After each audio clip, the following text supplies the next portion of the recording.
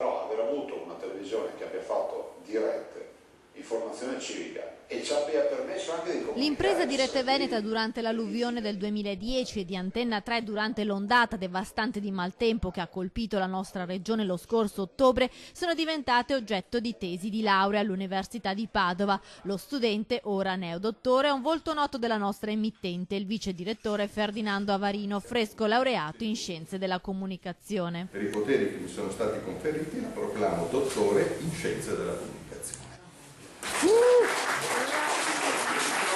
Ferdinando Avarino ha raccontato l'esperienza vissuta in prima persona delle lunghe dirette messe in campo dal gruppo Media Nord-Est durante quei giorni di emergenza che hanno afflitto il Veneto. La storia di questo territorio, la storia del Veneto, di quello che ha vissuto nel 2010, nel 2014 per esempio Padova col ciclone Egea e tutto il Veneto di nuovo nel 2018.